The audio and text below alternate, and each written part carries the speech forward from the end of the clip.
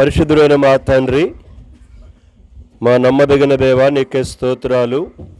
మీరిచ్చిన ఈ ప్రశస్తమైన సమయాన్ని బట్టి మిమ్మల్ని స్తుతిస్తూ ఆరాధిస్తుంటున్నాం. మీ సన్నిధిలో మరి ఒక వలె ప్రభని పాదము దగ్గర కూర్చునే భాగ్యాన్ని మరొక్కసారి మాకు ఇచ్చారు. నీకే స్తుతులు స్తోత్రాలు చెల్లించుకుంటున్నాను.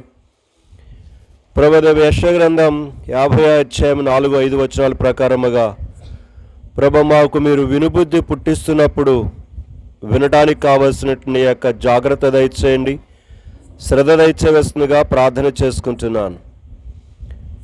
పరిశుద్ధాత్మ దేవుడు ఆత్మ సంఘములతో చెప్పుచున్న మాట చెవిగలవాడు వినుగాక అని మీరు చెప్పారు. ఈ సమయంలో ప్రేమగల తండ్రి, మరి నీ మాటలను శ్రద్ధగా ఆలకించడానికి కావలసినట్టు వినయ విధేయతలు కూడా దయచేయండి. ఈనాడు ప్రభుదేవి ఎన్నో విషయాలు వినటానికి శ్రద్ధ చూపిస్తున్నాం, కానీ నీ వాక్యం దగ్గరకు వచ్చేసరికి చాలా నిర్లక్ష్యంగా ఉంటున్నాం. మరి అట్టి దినాలలో మేము ఉంటున్నాం ప్రభువా. మరి ముఖ్యంగా ప్రేంగత నీ శబ్దాంతరం ద్వారా ఎంత దూరం అయితే నీ మాటలు వెళుతున్నాయో ఆ ప్రాంతాలలో ఉన్న ప్రతి ఒక్కరి కొరకు కూడా ప్రార్థన చేసుకుంటున్న సహాయం చేయండి. అదే సమయంలో ఆహ్వానించబడిన వారు సంఘస్థులందరి కొరకు కూడా ప్రార్థిస్తున్నాను ప్రభువా. మరి వారికి కావలసినట్టు యొక్క మరి శ్రద్ధ దయచేయండి. రావటానికి కొరకే వారికి కావాల్సిన మనసు దయచేయండి. తిరిగి సమయంలో పాటల ద్వారా మీరు మాట్లాడుతూ వచ్చారు. నీకే స్తుతులు స్తోత్రాలు ప్రభు. అలాగనే నీ వాక్యము ద్వారా కూడా మీరు మాతో మాట్లాడుతురండి. మీరు మాట్లాడే దేవుడవు, గద్దించే దేవుడవు, సవరించే దేవుడవు, సరిచేసే దేవుడవు, మీ నిత్యమైన రాజ్యము కొరకే మమ్మల్ని చక్కగా సిద్ధపరిచే దేవుడవు, అన్ని రకాలుగా మమ్మల్ని ఆదుకునే దేవుడవు, మమ్మల్ని ఆదరించే దేవుడవు, హెచ్చరించేవాడవు ప్రభు. నీకే వందనాలు స్తుతులు స్తోత్రాలు. ఇంకా ఎవరైనా వస్తుంటే వారిని కూడా నడిపించండి, సహాయం చేయండి.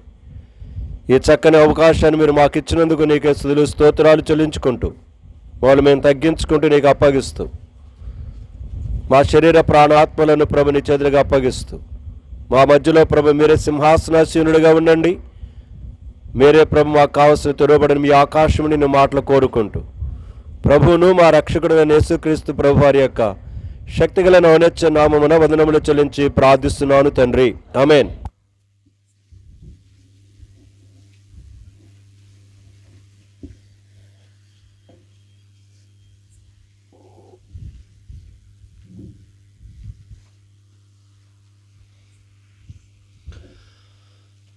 దేవుడు తన కృపను బట్టి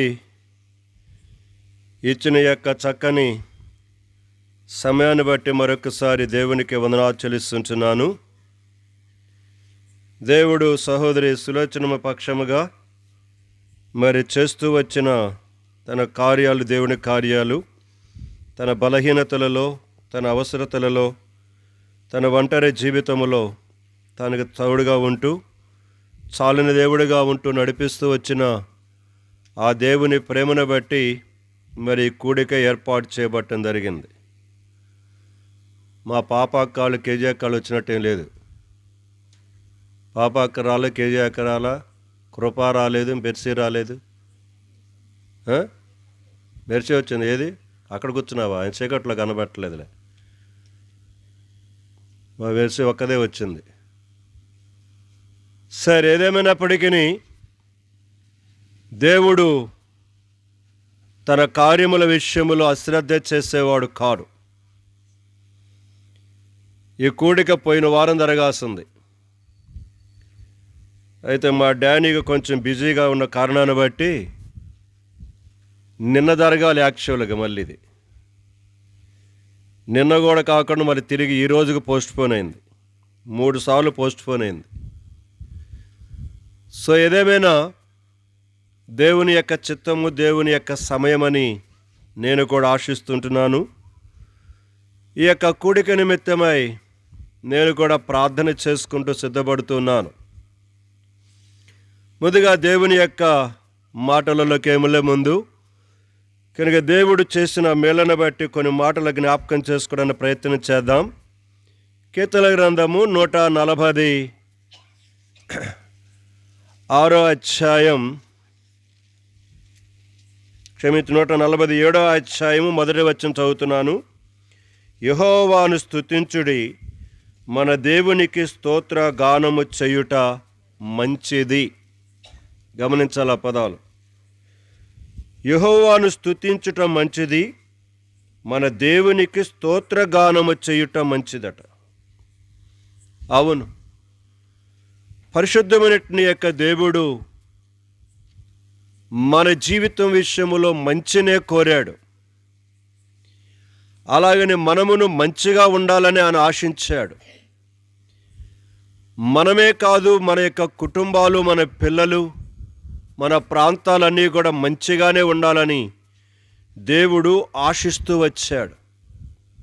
అయితే మానవుడే తన జీవితంలో ప్రసంగి 7వ అధ్యాయం చివరి వచనం ప్రకారముగా వాడు వివిధమైన తంత్రములను కల్పించుకొని తన జీవిత యాత్రలో దేవుని యొక్క శ్రేష్టమైనటువంటి యొక్క మంచి స్థితి నుంచి తనను తానుగా చెడగొట్టుకునే స్థితికి చేరిపోయాడు.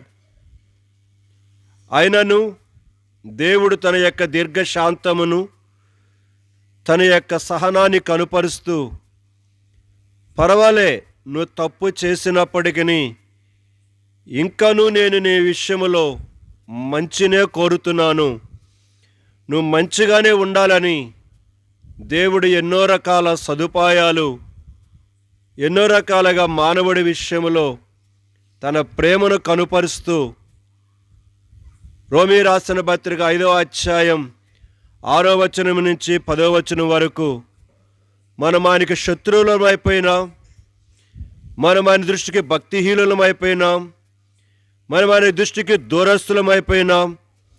ఇలాగా మనం ఆయన దృష్టికి అనేక రకాలుగా చెడిపోయినా ఆయన తన మంచితనాన్ని మనకు కనపరుచుకుంటూనే ఉన్నాడు. అందుకని ఇక్కడ చెప్తున్నాడు, యెహోవాను స్తుతించుడి, మన దేవునికి స్తోత్రము గానము చేయుట మంచిది అన్నాడు. ఆ మంచి దేవుడు మన నుండి కూడా మంచిదిగానే కరిగట్టిన యొక్క విషయాలను ఆశిస్తున్న వాడుకున్నాడు. ఆ దేవుడిని కూడా స్తుతించి గానము చేయటము కూడా మంచిది అన్నాడు. 146వ అధ్యాయం మొదటి వచనం చూస్తే, యెహోవాను స్తుతించుడి, నా ప్రాణమా యెహోవాను ఇక్కడ నా ప్రాణమా యెహోవాను స్తుతించన్నాడు. రెండో లైన్కి వచ్చేసరికి, రెండవ వచనంకి వచ్చి, నా జీవితకాలమంతయు నేను యెహోవాను స్తుతించుదనన్నాడు. రెండవ భాగంకి వచ్చి, నీ బ్రతుకు కాలమంతయు నా దేవుణ్ణి. చూడండి, దేవుని యొక్క సన్నిధిలో భక్తుడు దేవుని యొక్క కార్యాలను వర్ణిస్తూ దేవుని స్తుతిస్తూ ఉన్నాడు. కారణం ఏంటంటే, ఒక మాట మీకు జ్ఞాపకం చేస్తాను. ఇదే కీర్తనల గ్రంథము 136వ అధ్యాయము 5వ వచనం చదువుతున్నాను. ఆయన ఒక్కడే మహా ఆశ్చర్య కార్యములు చేయువాడు, ఆయన కృప నిరంతరముండును. ఎందుకు నా జీవిత కాలమంతా, నా బ్రతుకు కాలమంతా నా దేవుని కీర్తిస్తానన్నాడు అంటే, ఈ ప్రపంచములో ఆయన ఒక్కడే మహా ఆశ్చర్యమైన కార్యములను చేయగలిగిన సమర్థుడైన దేవుడు. 145వ అధ్యాయము 4వ చరణం కూడా చదువుతున్నాను. ఒక తరము వారు మరి ఒక తరము వారి ఎదుట నీ క్రియలను కొనియాడుదురు, నీ పరాక్రమమ క్రియలను తెలియచేయుదురు. అలాగనే 5:6 కూడా చదువుతున్నాను. మహోన్నతమైన నీ ప్రభావ మహిమను, నీ ఆశ్చర్య కార్యములను నేను ధ్యానించదును, నీ భీకర కార్యముల విక్రమమును మనుషులు వివరించెదరు, నేను నీ మహాత్మ్యమును వర్ణించెదను. ప్రియమైన వాళ్ళరా, మనం చదువుకుంటూ వచ్చిన 147వ అధ్యాయము, 146వ అధ్యాయము, 136వ అధ్యాయము, తర్వాత 145వ అధ్యాయములో ఉన్న ఈ వచనాలన్నీ కూడా దేవుని యొక్క గొప్పతనమును, ఆయన పరాక్రమమైన కార్యములను, ఆయన ఆశ్చర్య కార్యములను, ఆయన ఈ ఆకాశము క్రింద భూమి మీద మానవుని జీవితంలో కానీ, ఈ సృష్టి యావత్తులో కానీ ఆయన చేస్తున్న కార్యములు కని విని ఎరుగనివి. అవి మనుషుని యొక్క జీవితంలో ఎన్నడూ కూడా వాటిని అర్థం చేసుకోలేడు. అందుకనే ఆయనను గురించి ఏమని మాట్లాడుతున్నాడు? 139వ అధ్యాయములో చూడండి, కీర్తన 139వ అధ్యాయము 6వ చరణం చదువుతున్నాను. 139:6. ఇట్టి తెలివి నాకు మించినది, అది అగోచరము, అది నాకు అందదు అన్నాడు. అంటే దేవుని కార్యములు అగోచరం, అది నాకు అందదు, నా ఊహలకు నా ఆలోచనలకు కూడా అందదు అని మాట్లాడుతున్నాడు. ఈ మాట చదువుతుంటే 2 కొరింథీ రాసిన పత్రిక 12వ అధ్యాయంలో ఒక మాట గుర్తుకొస్తుంది. పౌలు అన్నాడు, రండి, కొరింథీ రాసిన 2వ పత్రిక 12వ అధ్యాయం 12వ అధ్యాయము వచనం 3 నుంచి చదువుతున్నాను. అట్టి మనుషుని నేను ఎరుగుదును, అతడు పరదేశంలోనికి కొనుపోబడి వచింప శక్యము కాని మాటలు వినెను, ఆ మాటల మనుషుడు పలుకకూడదు. గమనించాల పదాలు. కనుక ఆ మనిషిని చూస్తున్నాడు పౌలు. అతడు 3వ ఆకాశమునకు కొనుపోబడ్డాడు. కనుక అతడు పరదేశంలోనికి కొనుపోబడి వచింప శక్యము కాని మాటలు వినెను. గమనించాల పదాలు. అంటే ఏ మనుషుడు కూడా వచింపటానికి, మాట్లాడటానికి కూడా అవి శక్యమయ్యే మాటలు కాదట. అందుకని అన్నాడు, ఆ మాటల మనుషుడు పలుకకూడదు అన్నాడు, తేల్చేశాడు. అంటే ఆ పరలోక రాజ్యములో ఉన్న విషయాల గురించి మాట్లాడటానికి కూడా మనకు యోగ్యత లేదు. పలుకకూడదు, మనం అర్హులము కాదు అంటే ఒక్కసారి ఊహించండి, ఆ పరలోకమందున్న దేవుని యొక్క కార్యాలు ఎంత గంభీరమైనవో. ఎన్నడూ కూడా మన జీవితంలో ఆ మాటలను పలకటానికి మనకు యోగ్యత లేదు అన్నాడంటే ఆ మాటలు, ఆ స్థితి ఎంత పరిశుద్ధమైన, పవిత్రమైన, మానవుడు ఎన్నడూ లెక్క కట్టలేని పరాక్రమమైన కార్యములు, అగోచరమైన, మానవుని తెలివికి మించిన ఆ అద్భుత కార్యములను ఆయన ఆకాశమందు సింహాసనాసీనుడైన దేవుడు జరిగించుచు ఉన్నాడు, జరిగించాడు, జరిగించబోతూ ఉన్నాడు. అయితే 111వ అధ్యాయం కీర్తనల గ్రంథములో వాటి యందు ఎవడైతే ఇష్టము కలిగి ఉంటాడో వాడు మాత్రమే వాటిని ఏం చేస్తాడట? వివరిస్తాడు, వాటిని గురించి ఆలోచిస్తాడు, వాటిని గురించి తెలియపరిచేవాడుగా ఉన్నాడు. అవును ప్రియమైన సంఘమా, చేరువచ్చిన సహోదరి సహోదరుడా, ఆయనను స్తోత్రము గానము చేయటం మంచిది. నా జీవిత కాలమంతా, నా బ్రతుకు కాలమంతా, నా ప్రాణమా నా దేవుడిని నువ్వేం చెయ్యి? స్తుతించు. ఆయన పరాక్రమ కార్యములను, ఆయన భీకరమైన విక్రమములను, కార్యములను కొనియాడుము, కీర్తించుము. ఆయన ఒక్కడే మహా ఆశ్చర్యమైన కార్యములను చేయగలిగిన దేవుడు అని ఆ విధముగా దేవుడిని వర్ణిస్తూ, కొనియాడుతూ, ఘనపరుస్తూ ఉన్నాడు. ఈ మానవ భాషలో ప్రపంచంలో నువ్వు ఎన్ని రకాలుగా, ఇందాకనే లేటెస్ట్గా న్యూస్ ఒకటి క్రిస్టియన్ న్యూస్లో వింటూ వచ్చాను. పరిశుద్ధ గ్రంథం ఇప్పటికీ 4030 భాషలలో, ఎన్నో భాషలలో తర్జుమా చేయబడిందని. ఏదైనా ఒక పత్రిక కానీ, ఒక అధ్యాయం కానీ, ఎట్లయినా సరే 4000 పై భాషలకు 2033 సంవత్సరానికల్లా ప్రపంచంలో ఉన్న ప్రతి భాషలో దేవుని వాక్యాన్ని ట్రాన్స్లేషన్ చేయాలని ప్రపంచంలో ఉన్న క్రైస్తవ సంస్థలు కృతనిశ్చయముతో కట్టుకున్నారట. చెబుతూ ఉన్నాడు ఆ దైవజనుడు. కనుక ప్రతి ఒక్క ఎన్ని రోజులకో, కనుక 3 రోజులకో, 4 వారాలకో ఒక భాషలో దేవుని వాక్యాన్ని కొన్ని వచనాలైనా సరే ట్రాన్స్లేషన్ చేస్తున్నారట. అంటే ప్రపంచములో మాట్లాడుతున్నటువంటి యొక్క ప్రతి భాషలో దేవుని వాక్యమును ట్రాన్స్లేషన్ చేసి ప్రపంచములో ప్రతి మానవుడికి ఈ పరిశుద్ధ గ్రంథములో ఉన్న దేవుని ప్రేమను తెలియచేయాలని కంకణం కట్టుకున్నారట. ఆ విధముగా ఎంతో వేగముగా దేవుని వాక్యాన్ని ఆ విధంగా తర్జుమా చేస్తున్నారన్న మాట విన్న 4000 కంటే ఎక్కువ భాషలలో తర్జుమా చేశారన్న మాట వినటంతో నాకు ఆశ్చర్యం కలిగింది. కానీ ఇక లేటెస్ట్ న్యూస్ అంటది. అంటే ప్రపంచంలో ఏ గ్రంథం అన్ని భాషలలో తర్జుమా చేయబడలేదు ఇంతవరకు, చేయబడదు కూడా, చేయలేరు కూడా. ఎందుకంటే దేవుని యొక్క ప్రేమ అలాంటిది. ఆ దేవుడు నిజదేవుడు. ఆ నిజదేవుని యొక్క ప్రేమను ప్రపంచమంతా తెలుసుకోవాలని ఆయన ఆశయం, ఆయన కృతనిశ్చయం, ఆయన తపనై ఉన్నది. ఈ రాత్రికాల సమయంలో చిన్నతనములో నుంచి దేవుని వాక్యమును వినుచు ఉన్న సహోదరుడా, సహోదరి, ఇందాక నేను స్నానం చేసుకున్నట్ల బయటకు వచ్చానో లేదో కనుక నాకు కబురు వచ్చింది. లక్ష్మయ్య అన్న పడిపోయాడన్నా, వచ్చి ప్రార్థన చేయని చెప్పారు. ఏంది లక్ష్మయ్య పడిపోవటం ఏందని అనుకున్నా. లక్ష్మయ్య అంటే ఎవరో కాదు, అచ్చుమాళ్ళ యొక్క పెదమామ, అంటే భాస్కర వాళ్ళ పెద్ద అన్నయ్య అన్నమాట, భాస్కర ముందైన. సో ఏందనుకంటే ఇక నిన్నదా బాని తిరుగుతూ వచ్చాడు, ఉదయంగా తిరుగుతూ కనబడుతూ వచ్చాడు. ఏడుదలు చూసేసరికి వెళ్ళేసరికి ఇంకేముంది, కరెక్ట్ని యొక్క చేతులు అటు పడేస్తున్నాడు. అందరు గుమ్ము కూడా ఉన్నారు, పసుపు రాసి వస్తుంది. నేను నాడి చూసా వెళ్ళటంతో నాడి ఏమి ఆటం లేదు.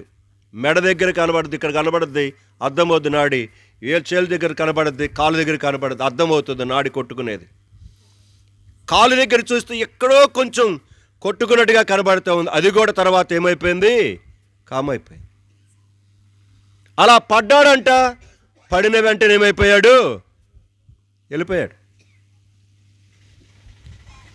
ఎన్నిసార్లు చెప్పాను ఆ లక్ష్మయ్యకి, ఎన్నిసార్లు చెప్పాను.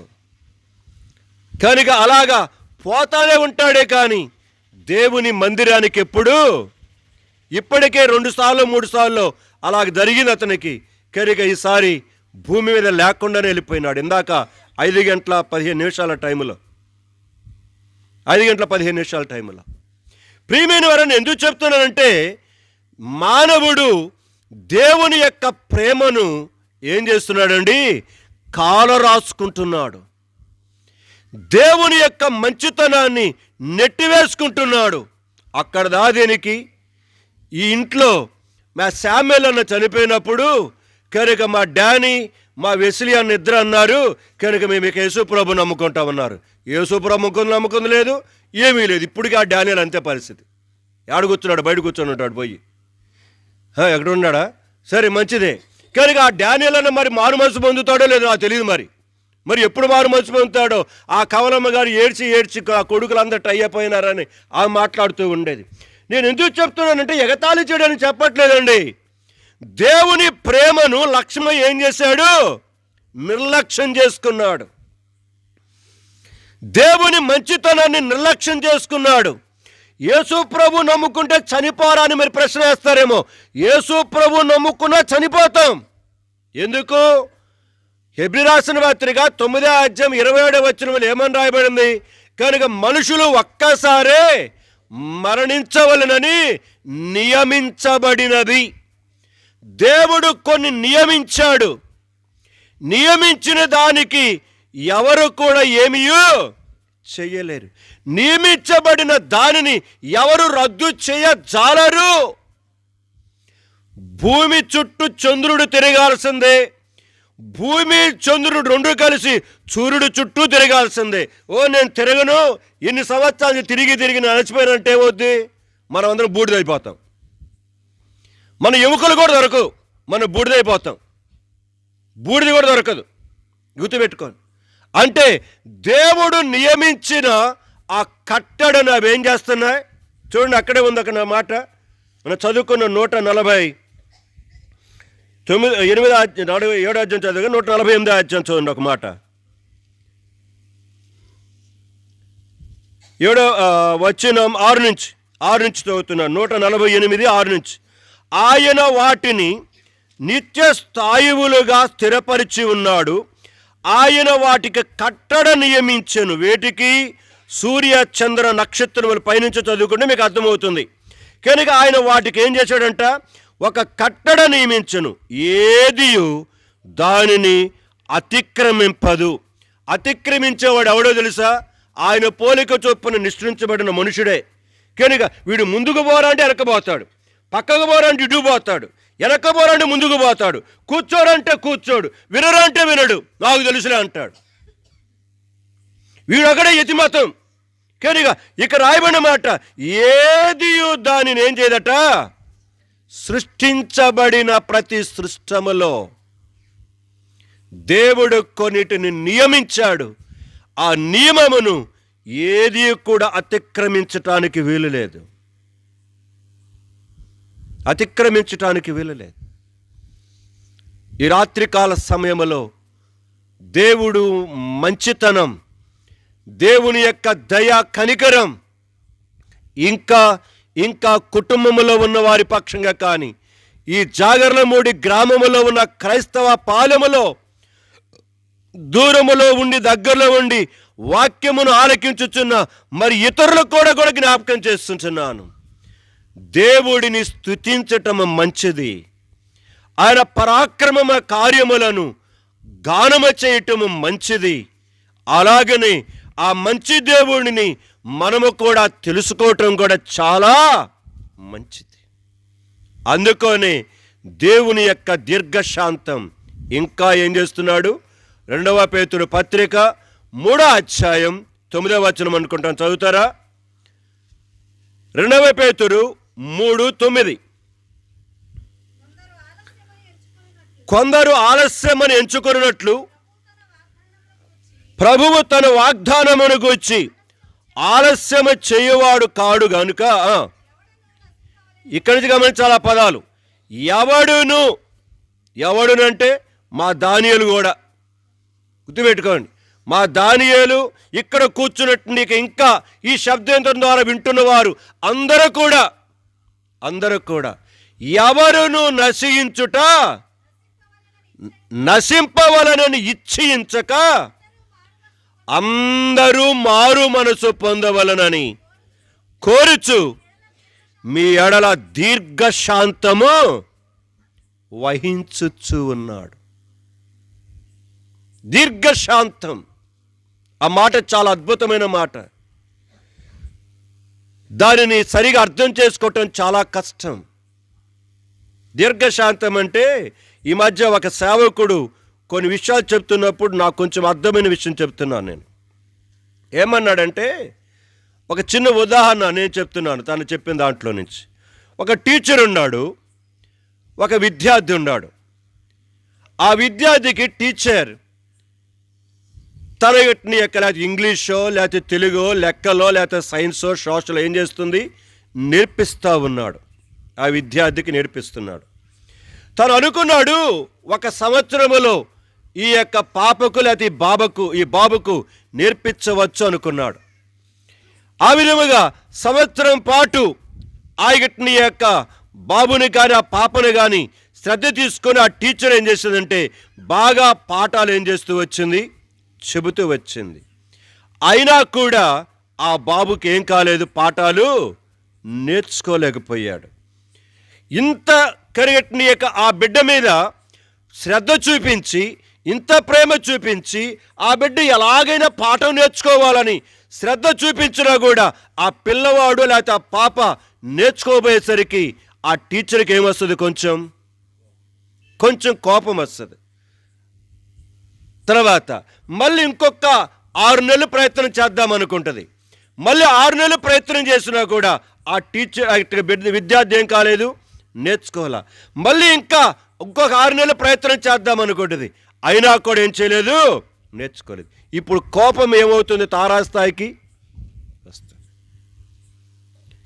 తారాస్థాయికి వచ్చిన దానిని అణుచుకొని వాడికి పాఠం చెప్పటమే దీర్ఘశాంతం అన్నాడు.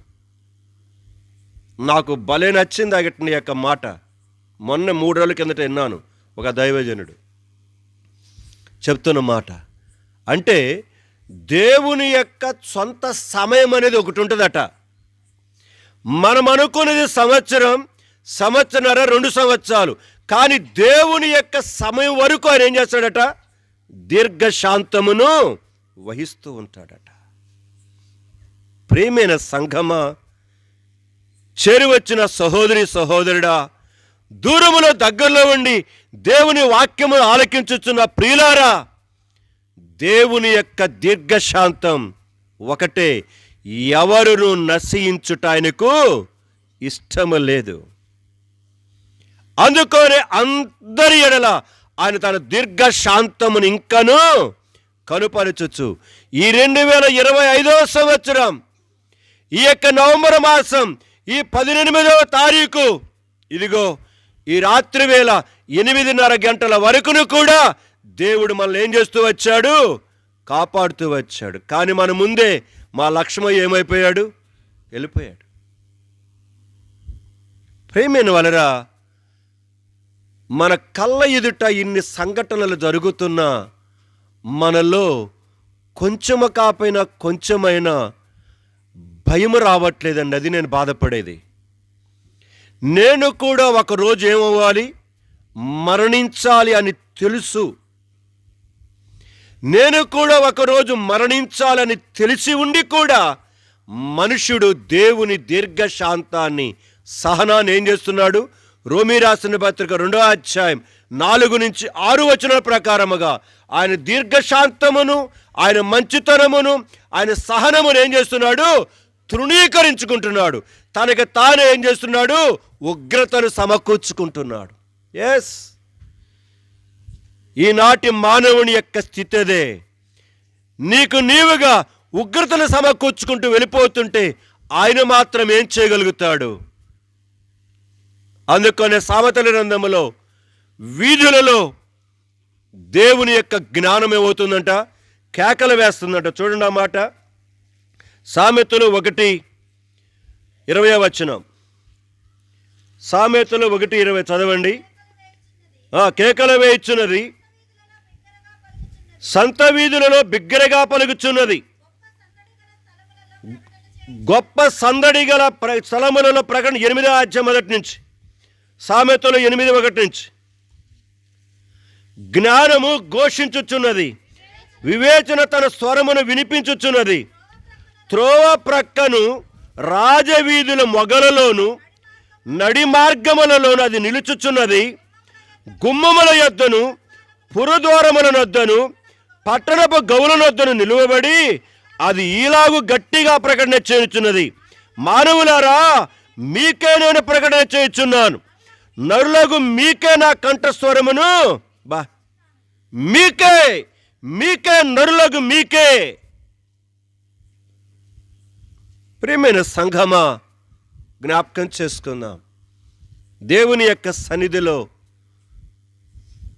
దేవుని పోలికలు నిర్మించబడిన మానవులమైన మనం ఆ యొక్క రక్షణ మార్గములోనికి రావటానికి కొరకాయ ఆయన గౌనుల యొద్ద, ఆయన పట్టపు యొక్క గుమ్మముల యొద్ద, పురద్వారముల యొద్ద, నడి మార్గములలో నిలబడి, మానవులారా, మీకే నేను ప్రకటించుచున్నాను, నరులకు మీకే నా కంఠస్వరమును వినిపించుచున్నాను. కేకల వేస్తున్నాడు ఆయన. ఎందుకు? మానవుని యొక్క అంతం ఒక్క దేవుడికి మాత్రమే తెలుసు. మానవుడు పాపము ద్వారా వచ్చిన ఆ మరణం, దాని తత్ఫలితమైన నిత్య నరకాగ్ని గుండానికి పోవటము దేవుడికి ససిమేర ఇష్టము లేదు. ఆ నరకం మానవుని కొరకే దేవుడు సృజించాల. మరి ఎవరి కొరకు సృజించాడు? అపవాదికిని. చూడండి ఆ మాట, మత్తయి సువార్త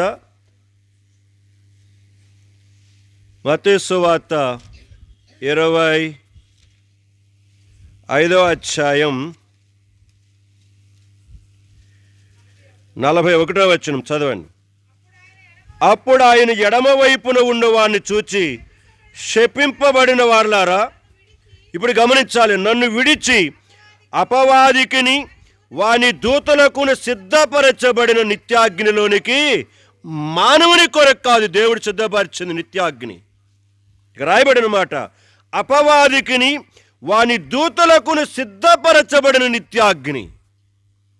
అయితే మానవుడు ఆ అపవాదికిని వాని దూతలకు సిద్ధపరిచిన నిత్యాగ్నిలోనికి పోవటానికని ఇష్టపడుతున్నాడు. కానీ దేవుని మాట విని రక్షణ మారు మనసు పొంది పాప క్షమాపణ కలిగి పశ్చాత్తాపము కలిగి పరలోక రాజ్యములో చేరటానికి కొరకాయ మనువుడు ఏమాత్రమే కాని మనుషుడు ఇష్టపడలేకపోతున్నాడు. అందుకొని ఆ పురవీధులలో నడి మార్గమున నిలబడి ఆయన కేకలు వేస్తున్నాడు, మానవులారా, నరులారా, మీకే నేను ప్రకటన చేస్తున్నానని తెలియచేస్తున్నాడు.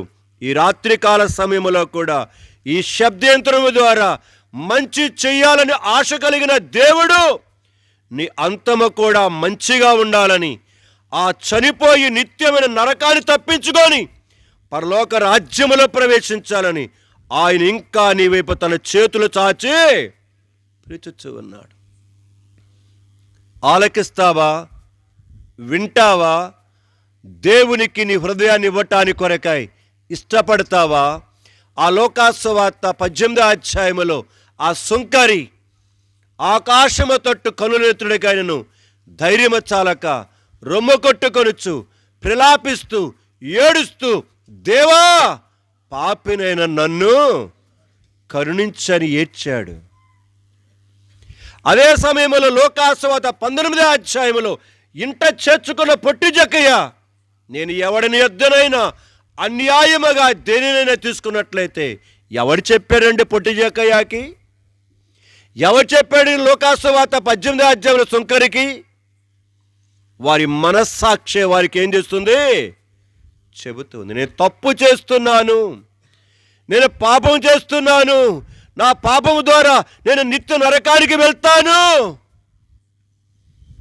పాపము నుండి విడిపించువాడు ఒకడున్నాడు, ఆ నదుడైన యేసుక్రీస్తు ప్రభు అని ఎరిగి వారంతటా వారి పశ్చాత్తాపడి క్రీస్తు ప్రభుని తమ హృదయములో దేవునిగా ఏం చేశారు? స్వీకరించారు. ఈ రాత్రి నువ్వెవరమైనా సరే, నువ్వు ఏ పరిస్థితులలో ఉన్నా సరే, మరొక అవకాశాన్ని నీకు నాకు అనుగ్రహిస్తూ కేకలు వేస్తూ ఆయన మాట్లాడుతూ ఉన్నాడు. సో దేవుని తెలుసుకొని దేవుని స్తుతించు. అది నీకు ఎంతో మంచిది, నీకెంతో శ్రేయస్కరం. కనుక అట్టి శ్రేష్టమైన ఆ స్థితిలోనికి దేవుడు ఈ చీకటి లోకములో ఉన్న జీవితమును నిన్ను బాగు చేసి తన వెలుగులోనికి తీసుకొని వచ్చి అతిక్రమములు తుడిచివేసి ఆ పరలోక రాజ్యములోనికి ప్రవేశించడం కొరకాయ దేవుడిస్తున్న అవకాశములో నీవును సద్వినియోగం చేసుకుంటావని ప్రేమతో ఆశిస్తూ ఉంటున్నాను. ఇప్పుడు భాగంలోకి వెళ్తాను. నేను నా దినభాగాలు చదువుకుంటూ వెళ్తున్నాను. నేను సాయంకాలం ప్రస్తుతం యోహాను సువార్తలో ఉన్నాను. యోహాను సువార్త నేను చదువుకుంటున్నాను. గత శుక్రవారం చదువుతున్నప్పుడు ఒక మాట నన్ను ఆపుతూ వచ్చింది. దానిని ఈ రాత్రికాల సమయంలో రెండవ మాటగా పంచుకోబోతున్నాను. చేద్దాం. యోహాను సువార్త 8వ అధ్యాయంకి వెళ్దాం. యోహాను సువార్త 8వ అధ్యాయం ఒక సీరియల్గా నేను చెప్పాలని గతములో ఆలోచించాను, కానీ అది ఇంకా వల్ల నాకు వీలుకాల. చాలా ఉన్నాయి కనుక దేవుడు నాకు ఇచ్చిన వర్తమానాలు వాటిని పంచుకోవటానికి కొరకాయ అందులో ఇక ఈరోజు జ్ఞాపకం చేయబోయేది ఒకటి కనుక అది జ్ఞాపకం చేసుకుని 8వ అధ్యాయము వచనం 14వ వచనం. పరిసయ్యులు ఇక్కడ అడిగినట్టు యొక్క మాటకు సమాధానం చెప్తున్నాడు.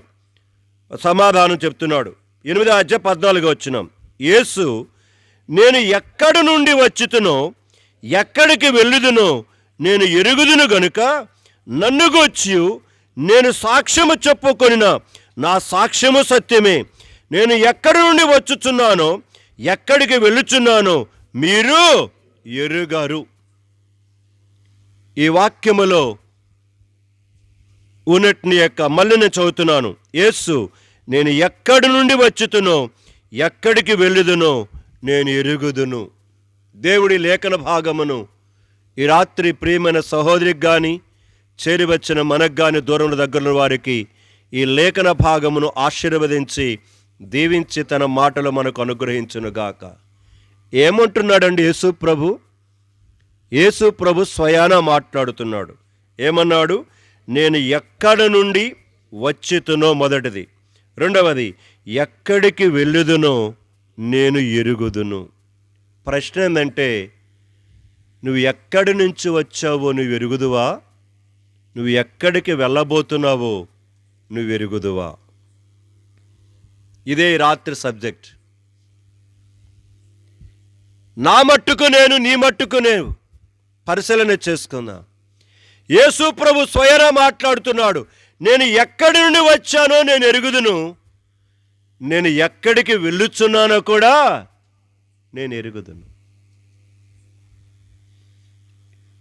ఇప్పుడు మా మెర్సీ ఎక్కడి నుంచి వచ్చిందో, ఎక్కడి నుంచి వచ్చి ఎక్కడికి వెళ్ళబోతుందో తనకేమైంది తెలుసు. దర్శి నుంచి బయలుదేరి ఎక్కడికి రావాలనుకున్నది? జాగర్ల మూడికి వాళ్ళ అమ్మాలింటికి రావాలనుకున్నది. ఇప్పుడు తాను ఎక్కడి నుంచి వచ్చిందో తనకి తెలుసు. ఈ కూడిక అయిపోయిన తర్వాత తను ఎక్కడికి వెళ్ళాలో కూడా తనకి తెలుసు. కాబట్టి తాను ఎక్కడి నుంచి వచ్చిందో ఎక్కడికి వెళ్ళబోతుందో తెలుసుంటుంది. కాబట్టి తాను దాని కొరకైనా కావలసిన యొక్క ప్రయాణ సాధనాలు కానీ కనుక డబ్బులు కానీ అన్నిటిని తాను ఏం చేస్తుంది? సమకూర్చుకుంటుంది. ఆ విధముగా తన జీవితంలో తను ఎక్కడి నుంచి వచ్చానో, తను ఎక్కడికి వెళ్ళబోతున్నాను అనే సంగతి తెలుసుకోండి. దాని కొరకు తను ఏమేమి సమకూర్చుకొని వెళ్ళాలో, ఎలాగ నేను తిరిగి రావాలో వాటన్నిటినీ సిద్ధపడి వస్తుంది. ఆ జ్ఞానము అది ఉంటే మనుషుడు ఏం చేస్తాడంటే సిద్ధపడతాడు. నేను ఎక్కడి నుంచి వచ్చానో, నేను ఎక్కడికి వెళ్ళబోతున్నానో తెలియకపోతే మానవుడు ఎప్పుడు కూడా ఏం చేయలేడు? సిద్ధపడలేడు.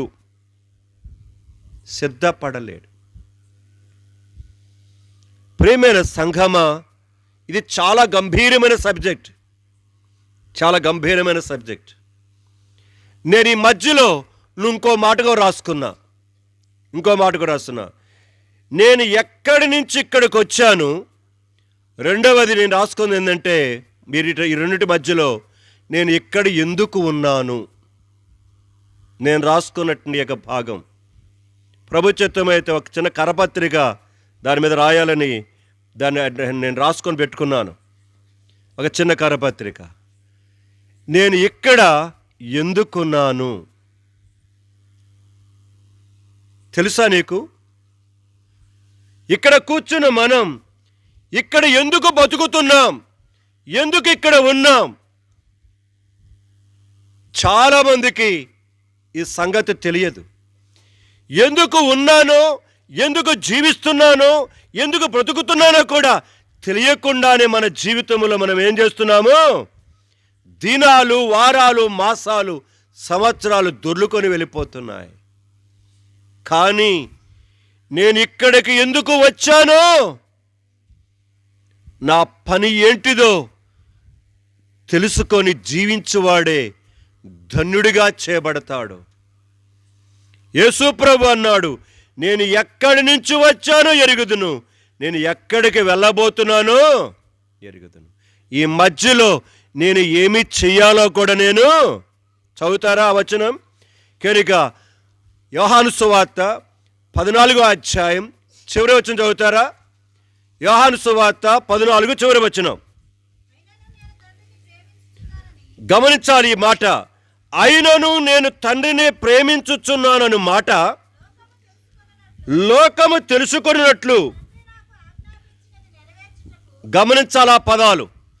తండ్రి నాకు ఆజ్ఞాపించినది నెరవేర్చుటకు నేనిలాగు చేయుచున్నాను. చాలంతే. నేను మధ్యలో చెప్పాను కదా మాట, నేను ఎందుకు ఇక్కడ ఉన్నాను ప్రశ్న. ఆ ప్రశ్నకు సమాధానం యేసు ప్రభు చెప్తున్నాడు. ఎందుకు ఆయన ఈ లోకమున ఇక్కడ ఉన్నాడట? తండ్రి నాకు ఆజ్ఞాపించినది నెరవేర్చుటకు నేను ఇక్కడ ఉన్నా. ప్రియమైన సంఘమా, జ్ఞాపకం చేసుకుందాం. మనం ఎక్కడి నుంచి వచ్చాం? మనకి తెలిసినంత వరకు మనకి ఎక్కడి నుంచి వచ్చామంటే మన యొక్క అమ్మ నాన్నల యొక్క కలయిక ద్వారా నా తల్లి గర్భములో నుంచి నేను వచ్చాను. అది మాత్రమే తెలుసు, అంతవరకే తెలుసు. దానికి ముందుది మనకెవరికి తెలియదు. మనం ఎక్కడి నుంచి వచ్చామో తెలుసుకోవాలంటే పరిశుద్ధ గ్రంథమే మనకు దానికి ఆన్సర్. ఈ సమయంలో కొన్ని మాటలు మీ ముందుకు తీసుకురావడానికి ప్రయత్నం చేస్తాను. మొదటిదిగా చదువుతారా? కనుక మొదటి ప్రశ్న, నేను ఎక్కడి నుంచి వచ్చాను, నేను ఎక్కడికి వెళ్ళబోతున్నాను, మధ్యలో నేను ఇక్కడ ఎందుకున్నాను? ఈ మూడింటిని కొంచెం కొంచెంగా పంచుకోవడానికి ప్రయత్నం చేస్తా.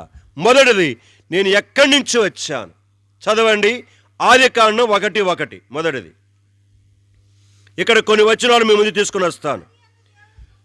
ఆదియందు దేవుడు భూమి ఆకాశములను, చాలంతే. జాగ్రత్తగా గమనించాలి. మనము ఎక్కడి నుంచి వచ్చామో అనేది తెలుసుకోవటానికి కొరకే మనం స్టెప్ బై స్టెప్ చూడటానికి కొరకే జస్ట్ ప్రయత్నం చేస్తున్నాం. దానిలో లోతైన విషయాలు మనమేం చూడబోట్లేదు, కానీ పైగా కొన్ని వచనాలు చూడటానికి ప్రయత్నం చేస్తున్నాం. దేవుడు ఆదియందు దేవుడు భూమి ఆకాశములను అంటే ఈరోజు మనము నివసిస్తున్న ఈ భూమిని, మన నెత్తి మీద ఉన్న ఆకాశమును, ఆకాశ సమూహములను, వీటన్నిటిని ఏం చేశాడట అంటే మనం ఈ లోకానికి రాక ముందుగా ఆయన భూమిని ఆకాశాన్ని ఏం చేశాడు? కలుగొచ్చేసాడు. రెండో స్టెప్కి వెళ్తున్నాను. రండి, నీ యొక్క కీర్తన గ్రంథం 19:1. కీర్తన 19:1. ఆకాశములు దేవుని మహిమను వివరించుచు ఉన్నాయి, అంతరిక్షము ఆయన చేతి పనిని, చాలంతే. గమనించాల పదాలు. దేవుడు భూమి ఆకాశమును సృజించాడు. సృజించబడిన ఆ అంతరిక్షమును, ఆ ఆకాశమును ఏం చేస్తున్నాయట? దేవుని చేతి పనిని ప్రచురపరుస్తూ దేవుడిని మహిమపరుస్తున్నాయి. నిన్ననే జీజాన్ గారి యొక్క వాక్యం ఒకటి వింటూ, మనుషుడికి ఎలాగున్నాయో పంచేంద్రియాలు, ఏంటిది? చెవి, ముక్కు, నాలుక, తర్వాత నీ యొక్క శరీరం, తర్వాత 5వది కనుక ఆ కన్ను. ఎలాగైతే శరీరమునకు పంచేంద్రియాలు ఉన్నాయో అలాగనే నీలో ఉన్న అంతరాత్మకు కూడా ఏమున్నాయట?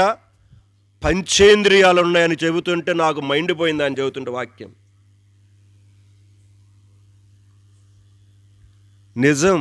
ఆయన చాలా అద్భుతమైన ప్రసంగికుడండి. దైవజనుడు భగత్ సింగ్ గారికి ఇచ్చినటువంటి యొక్క కనుక వర్తమానికులు జీజాన్ గారు కనుక చాలా అద్భుతమైన నిన్న వింటూ వచ్చాను ఆయన ప్రసంగం. చిన్న వర్తమానం అది. వింటూ వచ్చినప్పుడు నిజముగా నాకు అనిపించింది, ఈ సృష్టికి కూడా పంచేంద్రియాలు ఉన్నాయి. ఇక్కడ రాయబడిన మాట అదే. ఆకాశములు దేవుడి మహిమను ఏం చేస్తున్నాయట? వాటికి మనలాంటి నోరు లేదు, కానీ అవి ఏం చేస్తున్నాయట? వర్ణిస్తున్నాయి. యెషయా గ్రంథం ఆయన ఆ మాట అంటంతో నాకు సృష్టిని గురించి నేను జ్ఞాపకం చేసుకుంటూ వచ్చాను. రెండవది, యెషయా గ్రంథం 1:1 నుంచి, ఆకాశమా ఆలకించు, చెవి భూమి అంటే దానికి నోరే కాదు, ఈ సృష్టికి ఏమున్నది? చెవులు కూడా ఉన్నాయి. నేను అలాగా కనుక దీన్ని వర్ణించుకోవడానికి కొరకు నేను రాటు కనపడే కనుక మీకు సూచాక 2 జ్ఞాపకం చేస్తూ వచ్చాను. అంటే శరీరానికి ఎలాగ పంచేంద్రియాలు ఉన్నాయో ఆత్మకు పంచేంద్రియాలు ఉన్నాయి, ఈ సృష్టికి కూడా పంచేంద్రియాలు ఉన్నాయి. దేవుడు వాటిని ఉనికిలో పెట్టాడు. మనం తరచి చూస్తేనే కానీ మనకు అర్థం కావు. సో దేవుడు భూమి ఆకాశమును సృష్టిస్తే ఆ భూమి ఆకాశములు ఆయన చేతి పనిని ప్రచురమ చేస్తూ మహిమపరుస్తూ వచ్చాయి. మూడో స్టెప్ రండి, మనం ఎక్కడి నుంచో వచ్చాం. మొదటి మన టాపిక్ రోమీ రాసిన పత్రిక 1వ అధ్యాయము 20వ వచనం. రోమీ రాసిన పత్రిక 3వ స్టెప్కి వస్తున్నాను. 1:20.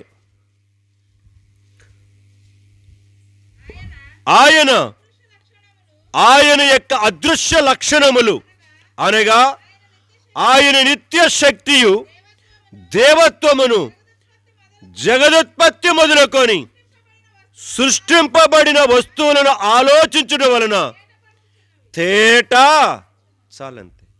దేవుడు భూమి ఆకాశాలను సృజించాడు. రెండవదిగా ఆయన మహిమను ఆయన చేతి పని ప్రచురము చేస్తున్నాయి. మూడవదిగా వాటిని చూస్తేనే చాలు మనమట పాఠమును నేర్చుకోవచ్చట. ఆయన దైవత్వమును, ఆయన నిత్య శక్తి, ఆయన నిత్య శక్తి. ప్రియమైన వారు ఆ పదాలు గమనించాలి. దైవత్వము ఎవడు వర్ణించలేడు, ఆయన నిత్య శక్తిని ఎవడు వర్ణించటం అసాధ్యం. 3వ స్టెప్ అయింది కదా, ఇప్పుడు 4వ స్టెప్ దగ్గరికి వస్తున్నాను రండి. కనుక కీర్తన గ్రంథము 33వ అధ్యాయం 6వ వచనము 9వ వచనం. కీర్తన గ్రంథము 33:6-9. యెహోవా తన వాక్కు చేత ఆకాశములు కలిగెను, ఆయన నోటి ఊపిరి చేత వాటి సర్వ సమూహము కలిగెను. సముద్ర జలములను ఏకరాశిగా కూర్చువాడు ఆయనే, అగాధ జలములను కొట్లలో కూర్చువాడు. ఇంకా మనుషుడి దగ్గరికి రాల మనం. ఆకాశము, భూమి, అందున సమస్తము, సముద్రములు అవన్నీ వచ్చాం. ఇంకా చదువుదాం, 5వ స్టెప్కి వద్దాం. కొలసీ రాసిన పత్రిక 1:16. కొలసీ 1:16. మనము ఎక్కడి నుంచి వచ్చాము అనే విషయాన్ని క్లుప్తంగా కొన్ని వచనాలు చూస్తుంటున్నాం. ఏలయనగా ఆకాశమందున్నవియు భూమి యందు ఉన్నవియు దృశ్యమైనవి కానీ అదృశ్యమైనవి కానీ అవి సింహాసనములైనను ప్రభుత్వములైనను ప్రధానులైనను అధికారములైనను సర్వమును ఆయన యందు సృజింపబడెను. సర్వమును ఆయన ద్వారాను ఆయనను బట్టి సృజింపబడెను. అలాగనే యోహాను సువార్త 1:3. దీనికి యాడింగ్ ఇంకో మాట, ఈ వచనానికి యాడింగ్. కలిగి ఉన్నది ఏది ఆయన లేకుండా చాలంతే. గమనించాలి, భూమి ఆకాశమును సృజించాడు. ఆకాశములు ఆయన మహిమను, అంతరిక్షమైన చేతి పని ప్రచురం చేస్తూ ఉన్నది. అలాగనే ఆ విధముగా ఇక్కడ మన కీర్తనలో చూసిన మాటల ప్రకారముగా ఆయన తన వాక్కు చేత ఏం చేశాడట? సర్వమును సృజించాడు. అంతేకాదు, తర్వాత మన కొలసీ 1:16 చూస్తుంటున్నాం. సమస్తమును ఆయనను బట్టి, ఆయన వలన, ఆయన కొరకు ఏమైనాయట? సృజింపబడెను. అవి ఆకాశములైన, భూమి అయినా, దృశ్యమైనవైన, అదృశ్యమైనవైన, సింహాసనములైన, ప్రభుత్వములైన, అధికారములైనా సరే, ఇవన్నీ కూడా ఆయన నిమిత్తము, ఆయన వలన, ఆయన కొరకు సృజింపబడ్డాయి. వెళ్దాం, తర్వాత స్టెప్ వెళ్దాం. యెషయా గ్రంథం 45వ అధ్యాయం 18వ వచనం. యెషయా 45:18.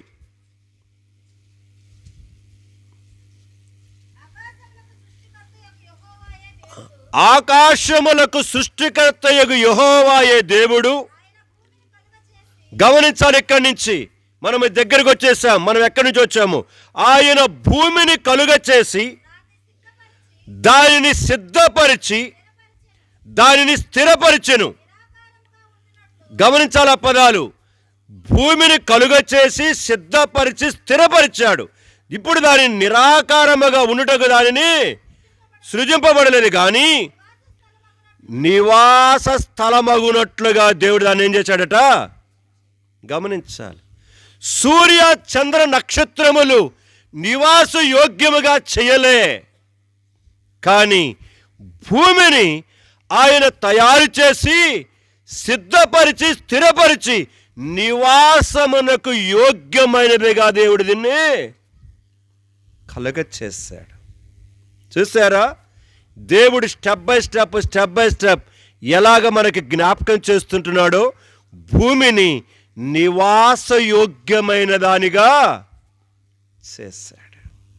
ఇప్పుడు వెళ్దాం మరొక స్టెప్లోనికి. ఆదికాండం 2వ అధ్యాయం 7వ వచనం. గమనించాలి మన మాటలు. ఎక్కడి నుంచి వచ్చినామంటే మళ్ళీ చివరి నుంచి నివాస యోగ్యముగా భూమిని ఏం చేశాడట? కలుగొచ్చేసాడు. ఇప్పుడు నెక్స్ట్ స్టెప్ 2వ అధ్యాయం 7వ వచనం చదువురా. దేవుడైన యెహోవా, ఎక్కడ 45లోంచి మనం ఇటు వచ్చినాం. ఏ నేలనైతే భూమినైతే సిద్ధపరిచి స్థిరపరిచి దాన్ని నిలిపాడో, నివాసయోగ్యంగా చేశాడో, ఆ నేల మంటిని తీసుకుని చదువు. నరుని నిర్మించి వారి నాసికా రంధ్రములో జీవవాయువును ఊదగా నరుడు జీవ ఆత్మాయును. అలాగే 21వ వచనం 22వ వచనం కూడా. అప్పుడు దేవుడైన యెహోవా ఆదామునకు గాఢ నిద్ర కలుగచేసి అతడు నిద్రించినప్పుడు ప్రక్కటముకలలో ఒక దారిని తీసి పూడ్చివేసెను. తరువాత దేవుడైన యెహోవా ప్రక్కటముకను స్త్రీనిగా నిర్మించి ఆమెను ఆదామునొద్దకు. చూసారా?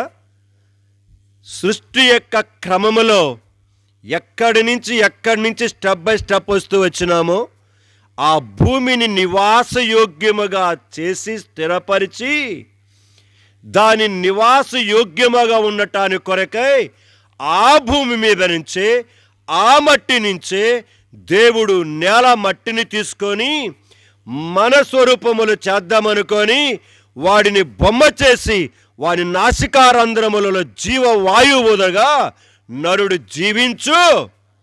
ఆ నరుడి యొక్క ప్రక్కటెముకలో నుంచి ఏం తీయబడిందట? ఒక ఆమె తీయబడింది. ఆమె స్త్రీ. చూసారా? మళ్ళీ ఇప్పుడు 3వ మాట తర్వాత మాటకొద్దాం రండి. ఇదే ప్రకటన గ్రంథము 1వ అధ్యాయం 27వ వచనం. తర్వాత స్టెప్ 1వ అధ్యాయం ఆదికాండము 1:27. ఆదికాండం 1:27. దేవుడు తన స్వరూపమందు నరుని సృజించెను, దేవుని స్వరూపమందు వాని సృజించెను. గమనించాలి ఇక్కడ రాయబడిన మాట. ఇందాక నేల మట్టితో ఆదామును చేశాడు, అవ్వను చేశాడు. ఏలాగా?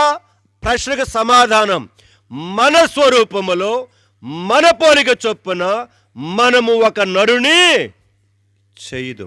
ఎవరి స్వరూపమట? దేవుని స్వరూపం. మనుషుడు కోతి నుంచి రాలే, కప్ప నుంచి రాలే, పాము నుంచి రాలే. చూడండి ఎంత క్లియర్గా దేవుని వాక్యములో జ్ఞాపకం చేస్తుంటున్నాడు.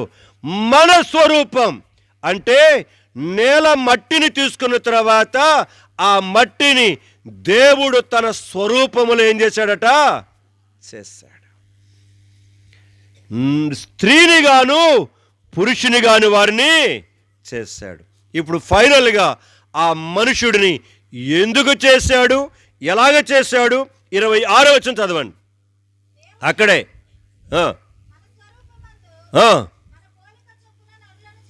చేయదము. గమనించాలి ఇక్కడి నుంచి. వారు సముద్రపు చేపలను, ఆకాశ పక్షులను, పశువులను, సమస్త భూమిని, భూమి మీద ప్రాకు ప్రతి జంతువును ఏలుదురు గాకనియు. గమనించారా ఎంత చక్కగా క్రమంగా వచ్చినాయో మాటలు?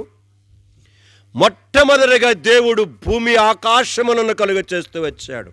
ఆ తర్వాత ఒక్కొక్కటిగా తీసుకుంటూ వస్తూ ఈ భూమిని నివాసయోగ్యంగా చేసి, ఆ నివాసయోగ్యముగా ఉన్న భూమి మీద తన పోలిక చొప్పున మట్టి నుండి మనుషుని చేసి, స్త్రీనిగాను పురుషునిగా చేసి, ఆ మానవుడిని ఆదికాండం 1:26 ప్రకారముగా మనుషుడిని ఈ భూమి మీద ఏలికగా, అంటే మానవుడిని ఒక రాజుగా దేవుడు ఏం చేశాడు? కింగుగా చేశాడు. అదే కదా కీర్తన 8వ అధ్యాయం ఉంటుంది కదా ఆ మాటలు చూడండి. కీర్తన 8 2వ వచనం నుంచి చదవండి. లేకపోతే 3వ వచనంకి వచ్చే తల్లి 3-4. నీ చేతి పని అయిన నీ ఆకాశములను, నీవు కలుగ చేసిన చంద్ర నక్షత్రములను నేను చూడగా, నీవు మనుషుని జ్ఞాపకము చేసుకున్నట్టుకు వాడు ఏ పాటివాడు, నీవు నరపుత్రుని దర్శించుటకు వాడు ఏ పాటివాడు. దేవుని కంటే వాని కొంచెం తక్కువనిగా చేసి ఉన్నావు. మహిమా ప్రభావములతో వానికి కిరీటమును, నీ చేతి పనుల మీద వానికి అధికారమును. బా, చూసారా ఎంత చక్కని మాట రాయబడిందో? దేవుని కంటే వాడిని కొంచెము తక్కువనిగా మహిమా ప్రభావములతో కిరీటము ధరింపచేసి, నీ చేతి పనులన్నిటి మీద దేవుడు అధికారం, అదే ఆదికాండం 1:26 మనం చదువుకుంటే వచ్చినాం, వాటన్నిటి మీద వాడిని ఏలికగా దేవుడు చేస్తూ వచ్చాడు. ఇప్పుడు ఇంతకీ మనకి తేలిన ఫలితార్థం ఏంటంటే, మనం ఎక్కడి నుంచి వచ్చామంటే దేవుని చేతిలో నుంచి వచ్చాం. అది నేను ఎక్కడ నుంచి వచ్చితునో నేను ఎరుగుదును, నేను ఎక్కడికి వెళ్ళుచున్నానో. కనుక మనం యేసుక్రీస్తు ప్రభుని చోట్ల మనల గురించి చూసుకుంటున్నాం. ఇప్పుడు నేను ఎక్కడి నుంచి వచ్చానో తెలుసా? దేవుని చేతిలో నుంచి వచ్చాను. దేవుని యొక్క చేతి నిర్మాణము నేను. అదుగునే కదా మాట అంటాడు. కీర్తన 119:73 చరణం. కీర్తన 119:73. రే నువ్వేంద్ర బైబిల్ తీరా? ఏంది పడవలు చేసుకొని ఆడుకుంటున్నా? వర్షం పడినప్పుడు చేతికి పడవలు తీ, బైబిల్ది 119:73. నీ చేతులు నన్ను నిర్మించి నాకు రూపు ఏర్పరిచెను, నేను నీ ఆజ్ఞలను నేర్చుకొనున్నట్లు. ప్రియమైన సంఘమా, మార్చిన నన్ను చాలా ఆకర్షిస్తుంది ఎప్పుడు చదివినా. నీ చేతులు నాకేం చేశాయి? రూపమును ఏర్పరిచాయి.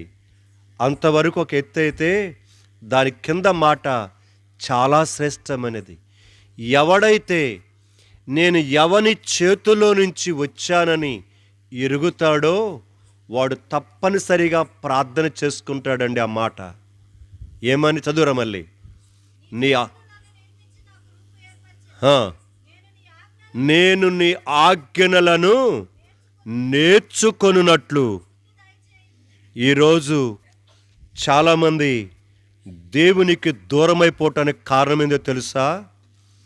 నేను ఆయన చేతి నిర్మాణమని, నా తల్లి గర్భములో నాకు రూపమును ఏర్పరిచింది ఆయన అని, నన్ను కనుక అమ్మాయిగాను అబ్బాయిగాను నిర్మించింది ఆయన అని కనుక చాలామంది తెలియక వారి ఇష్టానుసారంగా ప్రవర్తిస్తున్నారు.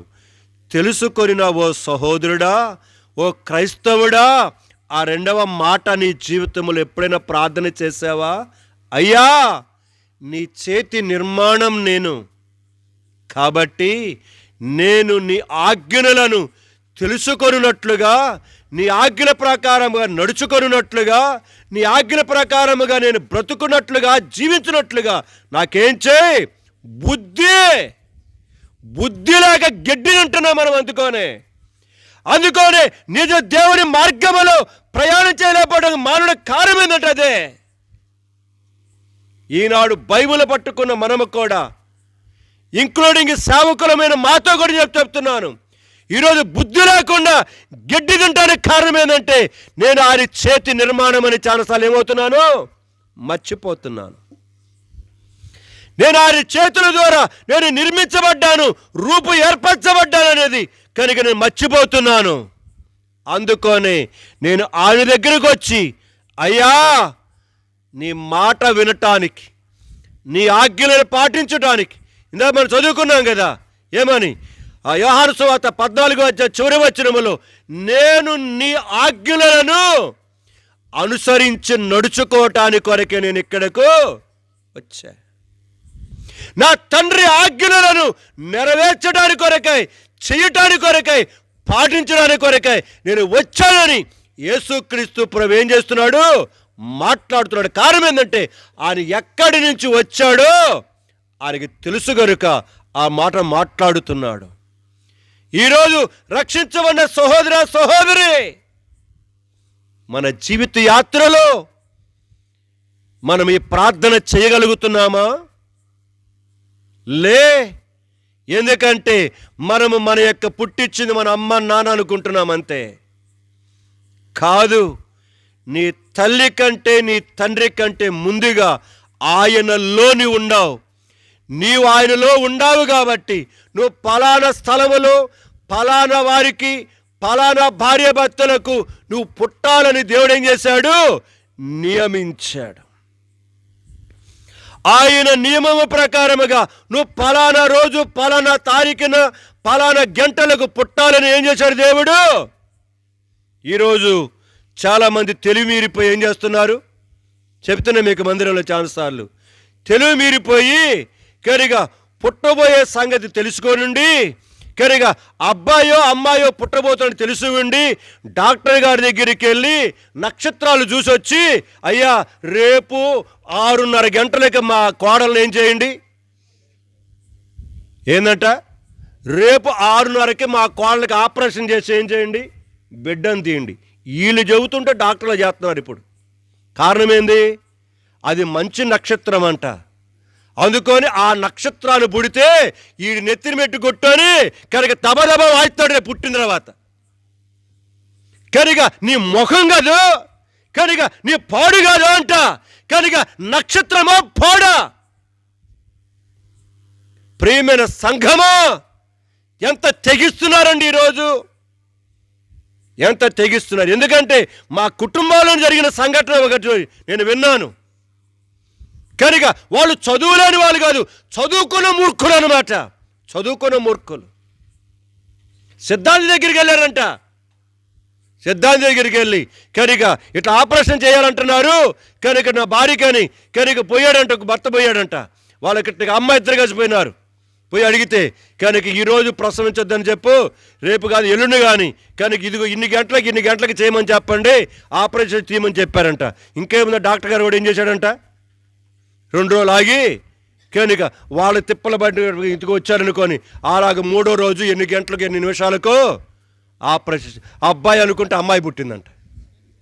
వాడు చెప్పాడంటే అబ్బాయి అన్నాడంట. ఇప్పుడు ఏమైంది, అమ్మాయి పుట్టింది. పేడ వదిలిందిగా, పేడ బాగా వదిలింది. మరి ఇప్పుడు అమ్మాయి పుట్టిందిగా, మరి నక్షత్రం ఏమైంది, పోయింది, అటువో పోయింది.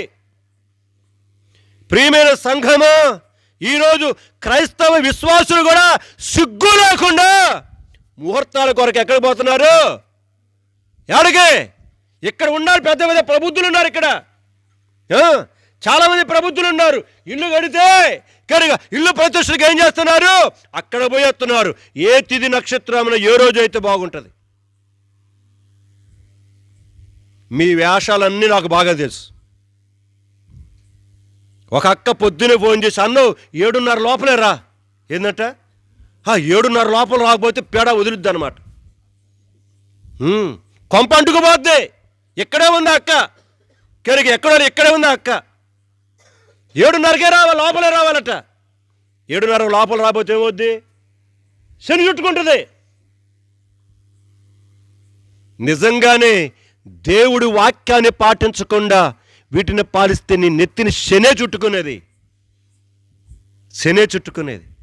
గమనించుకో, నీకు రూపమునిచ్చినవాడు ఆయన, నీకు శ్వాసనిచ్చినవాడు ఆయన, నిన్ను బ్రతికిస్తున్నవాడు.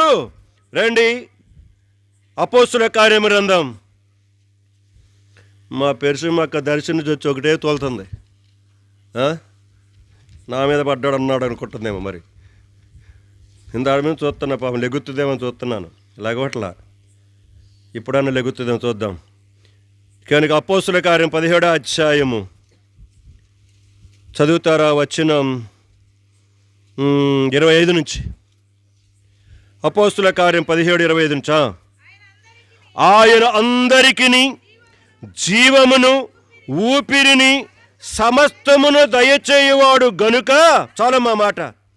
కనుక నీ ఇంటికి ముహూర్తం పెట్టుకున్నంత మాత్రం శుభం కలగదు, దరిద్రం కలుగుద్ది చెబుతున్నా. మళ్ళీ మా అమ్మ నాతో చెబుతూ ఉండేది, నాకు బతుకున్నప్పుడు చెప్పినట్టయితే మా పెద్దనాన్ని అడిగేవాడిని. ఎందుకంటే మా పెద్దనాన్న సిద్ధాంతి, ఆయన ఇక సిద్ధాంత గ్రంథాలు కూడా రాశాడు. కనుక చాలా కాలం సిద్ధాంతి పనిచేశాడు. కనుక మా అమ్మ తర్వాత అని చెప్తూ వచ్చింది. ఏమన్నానంటే, పెళ్లి కంట లగ్నం పెట్టేది శుభలగ్నం కాదంటది పెట్టేది. ఈ రహస్యం నాకు తర్వాత తెలిసి, మా పెద్దనాన్న ముందు తెలిసి చైతే నేను అడిగేవాడిని కదా అని అన్నా. మా అమ్మ తర్వాత చెప్పింది, మా పెద్దనాన్నగా చనిపోయిన తర్వాత. ఏంటిది? కనుక పెళ్లికి పెట్టే లగ్నం ఏంటిదంట? శుభలగ్నం కాదంట, దరిద్ర లగ్నం అంటది. మా నాన్నకేంది సంకలు కొట్టుకుంటూ బలే పెట్టాడని. అసలు రహస్యం అదంట. సంఘమా, నేను బతుకున్నప్పుడు అడిగినట్టే చెప్పాడు, నేను అడిగేవాడిని మా పెదనాయన్ని. ఎందుకంటే ఆయన సిద్ధాంతం బాగా తెలుసు. ప్రియమైన సంఘమా, నీ సిద్ధాంతాన్ని బట్టిగా దేవుడు పుట్టించేది, కనుక లోకాన్ని తీసుకునేది ఆయన చేతిలో ఉన్నావు. నీ జీవము, నీ మరణం ఆయన చేతిలో ఉన్నది, గుర్తుపెట్టుకో. ప్రియమైన సంఘమా, జ్ఞాపకం చేసుకుందాం. నీ ఆజ్ఞలను అనుసరించడం కొరకే నాకేం చేయి, బుద్ధి చేయని ప్రార్థన చేసుకో. దరిద్రమైన వేషాలన్నీ వేయవాకు. ఇప్పటికే వేసుకొని వెళ్ళిపోతూ ఇంకా నీ జీవితంలో నష్టపోతూనే ఉన్నావు. అయినా మనకేం రాదు, రోషము రాదు, సిగ్గు రాదు మనకి. ఇంకా అలాగనే చేస్తానే ఉంటాం. సంఘమా, వద్దండి. మనం ఎక్కడి నుంచి వచ్చామంటే ఆయన చేతులలో నుంచి వచ్చాం. మరి రెండో మాట, ఇక్కడ ఎందుకు మనము ఉన్నాం? ఎందుకున్నామండి? మా సుబ్బుల మక్క చదువుద్ది, మా మనవాళ్ళ పెళ్లి చేయటానికి, మా మనవరాళ్ళు పెళ్లి చేయటానికి, అంతేనా? మా నారాజే మరి హైదరాబాద్ పోయి మళ్ళీ అప్పులు తీర్చుకొని రావటానికి. నేను నవ్వుకోవటానికి చెప్పట్లా, మీకు అర్థం కావడానికి చెప్తున్నాను. మనం ఎందుకు ఇక్కడ ఉంటున్నాం? ఇది చాలా అద్భుతమైనటువంటి యొక్క అంశం. మన జీవితం యొక్క పర్పస్ ఏంటిది? ఎందుకు ఈ లోకములో నువ్వు పుట్టావు? ఎందుకు జీవిస్తున్నావు? ఎందుకు తింటున్నావు? ఎందుకు ఉద్యోగం చేసుకుంటున్నావు? ఎందుకు ఇల్లు కట్టుకుంటున్నావు? ఎందుకు డబ్బు సంపాదిస్తున్నావు? ఎందుకు ప్రశ్న వేసుకో. ఆ సమాధానం రాసుకో. నువ్వు ఎందుకు పుట్టావు, ఎందుకు జీవిస్తున్నావో. కేవలం మనం ఇక్కడ పుట్టింది దేనికని మన ఆలోచన ఉందంటే, ఈ లోకంలో పుట్టి తిని సంపాదించి గొప్పవాళ్ళమైపోయి ఈ లోకములో మంచి పేరు తెచ్చుకొని చచ్చిపోతే నాకంతే చాలు అనే తత్వములో ప్రపంచంలో ప్రతి మనుష్యుడు ఉన్నాడు. అయితే మానవుడిని దేవుడు ఎందుకు ఈ లోకానికి తీసుకొని వచ్చాడో 3-4 జీవితాల్లో నుంచి 2-3 మాటలు చెప్పేసి నేను ముగిస్తాను ప్రయత్నం చేస్తా. ఇది చాలా పెద్ద టాపిక్ కనుక అటువంటి వెళ్ళలేను నేను. ఎందుకు మనం ఇక్కడ ఉన్నాం? ఎందుకు మనం ఉన్నాం? మీకు అందరికీ తెలుసు, చాలాసార్లు చెప్తాను నేను మాట.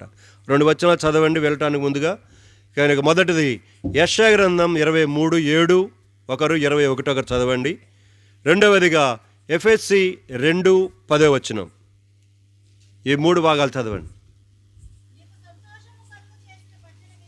యెషయా గ్రంథము 43:7, 43:7 ఒకరు, 21 ఒకరు. నా మహిమ నిమిత్తము నేను సృజించిన వారిని.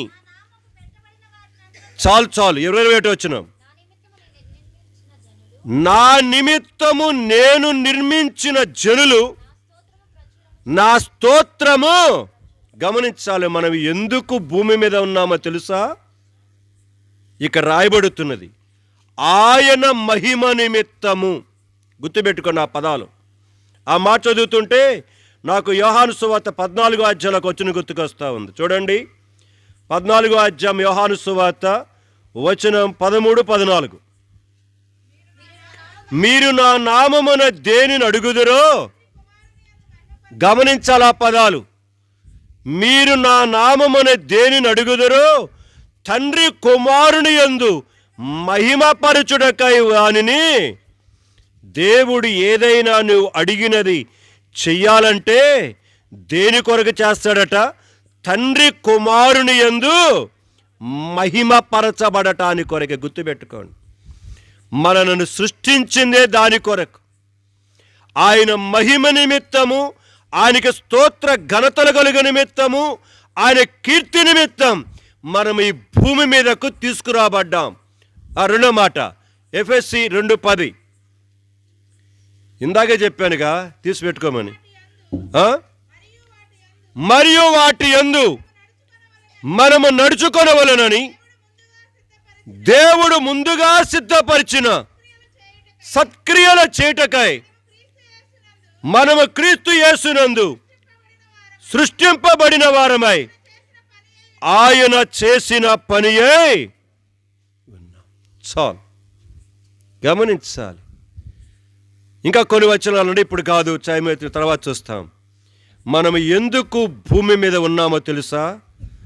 మనం ఏ పని చేసినా, ఎక్కడ కూర్చున్నా, ఏ విధముగా ఉన్నా, చచ్చే లోపల, పుట్టిన దగ్గర నుంచి చచ్చే లోపల మనం ఆయన మహిమపరచటానికి కొరకు ఈ లోకములో ఉన్నాం. గుర్తుపెట్టుకోండి. రెండవది, దేవుడు ముందుగా నీ కొరకై నా కొరకై కొన్ని పనులు కేటాయించాడు పుట్టటానికి ముందుగానే. ఆ సత్క్రియలు చెయ్యటానికే, అంటే ఆ మంచి పనులు చేయటానికి కొరకే మనం ఈ భూమి మీదకు తీసుకురాబడ్డాం, చెడు పనులు చేయటానికి కాదు. గుర్తుపెట్టుకున్న మాట. మనం ఎందుకు ఉన్నామంటే 2 మాటలు మీ మనసులో గుర్తుపెట్టుకోండి. ఇప్పుడు నేను 2-3 జ్ఞాపకం చేస్తా. అపోస్తుల కార్యము గ్రంథంకి వద్దాం. అపోస్తుల కార్యము గ్రంథము 7వ అధ్యాయం రండి. అపోస్తుల కార్యము గ్రంథము 7వ అధ్యాయం 33 నుంచి చదువుతారా? అందుకు ప్రభువు, నీ చెప్పులు విడువము, నీవు నిలిచియున్న చోటు పరిశుద్ధ భూమి. ఐగుప్తులోనున్న నా ప్రజల దురవస్థను నేను నిదానించి చూచితిని, వారి మూలుగును వింటిని, వారిని విడిపించుటకు దిగివచ్చి ఉన్నాను. రమ్ము, నేనిప్పుడు నిన్ను ఐగుప్తునకు పంపుదునని అతనితో చెప్పెను. అధికారిని గాను తీర్పని గాను నిన్ను నియమించిన వాడెవరని వారు నిరాకరించిన ఈ మోషేను అతనికి పొదలో కనబడిన దేవదూత ద్వారా దేవుడు అధికారిని గాను విమోచకుని గాను నియమించి. జాత గమనించాలి, దేవుడు మోషేను ఎందుకు ఈ లోకములో పుట్టించాడు? దేవుడు ఎందుకు సులోచనమ్మను, ఇక్కడ చేరిన మనలను, కనుక డానీని, కనుక మెర్సీని కానీ, ఇక్కడ యొక్క శిరోమణి కానీ, ఝాన్సీని కానీ, ఇంకా ఇక్కడ చేరిన మనందరిను ఈ శబ్దాంతరం ద్వారా వింటున్న ప్రతి ఒక్కరిని కూడా ఎందుకు భూమి మీద ఉంచాడు? ఎందుకు భూమి మీద ఉంచాడు? ఆయనకు నీ నుండి నా నుండి ఒక పని ఉంది. అయితే మోషే దేవుడి పనిని గుర్తించలా. ఎందుకు తాను ఈ లోకములో పుట్టాడు అనే సంగతి తాను మర్చిపోయి కొంచెంలో కొంచెం గుర్తుకొచ్చి తన ప్రజలైన ఇజ్రాయేలు ప్రజలను తాను పెద్దవాడైనప్పుడు వారి చేతిలో నుంచి ఐగుప్తు నుంచి విడిపించడానికి కొరకాయ తాను తన సొంత విధానముల ప్రయత్నము చెయ్యబోయాడు. అదే ఒక ఐగుప్తుని చంపి గుంట తీసి గుంటలో పెట్టాడు. మరొక దినమున తీర్పు తీర్చడానికి వారి మధ్యలోకి వెళితే అతను చేసిన పని బయటపడింది. అది రాజుగారి దగ్గరికి వెళ్ళింది. వెంటనే రాజుగారు కనికట్ని యొక్క మోషేను చంపజూచినప్పుడు మోషే పారిపోయి మిద్యానుకు వెళ్ళిపోయాడు.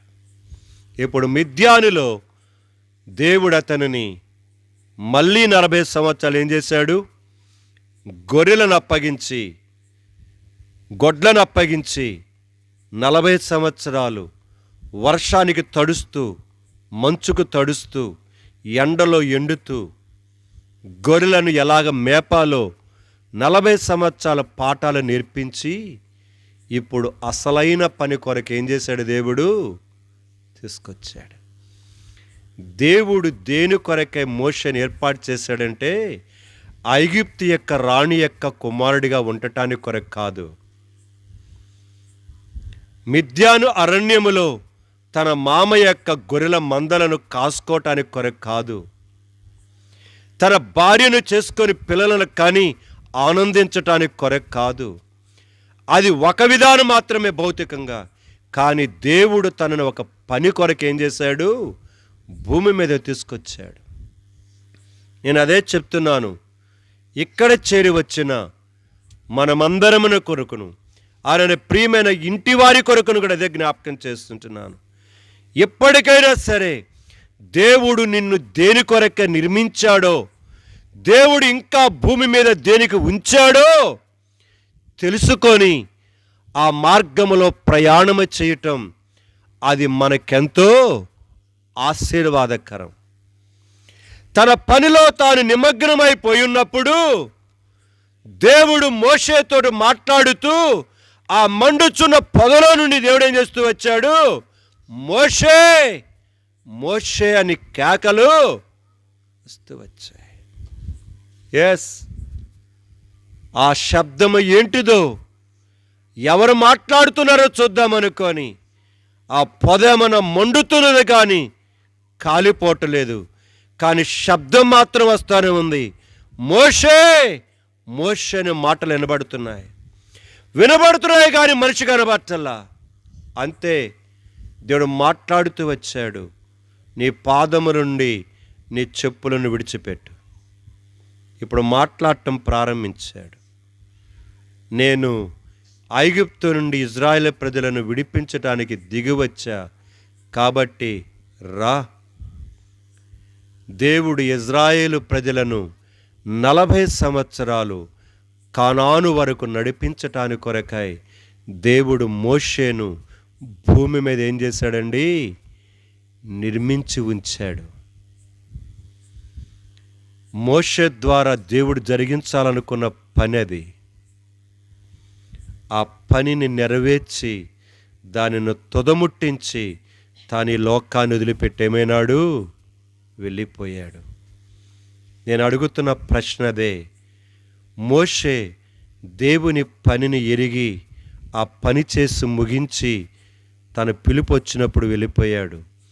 యేసు ప్రభు తన తండ్రి తనకు ఆజ్ఞాపించిన పనిని చేసి పిలుపు వచ్చినప్పుడు తాను వెళ్ళిపోయాడు. ప్రియమైన కుటుంబమా, చేరి వచ్చిన సహోదరుడా సహోదరి, నీవు నేను ఆయన పని చేస్తూ ఆయన పంపిన నా విషయములో ఆ పనిని చేస్తూనే మనము ఈ లోకములో ముగించాలనుకుంటున్నామా లేదా? పరిశీలన చేసుకో. సో మొదటిది మోషే జీవితాన్ని జ్ఞాపకం చేశాను, క్లుప్తంగా చెప్పేస్తాను. రెండవదిగా ఆదికాండం 45వ అధ్యాయం. ఆదికాండము 45వ అధ్యాయం. దేవుడు వీరిని ఎందుకు దేవుడు భూమి మీద ఉంచాడో మనం చూస్తుంటున్నాం. దాని విషయములో నీకు నీవు నాకు నేను పరిశీలన చేసుకుందాం. 45వ అధ్యాయము వచనము 2 నుంచి. అతడు ఎలుగెత్తి ఏడవగా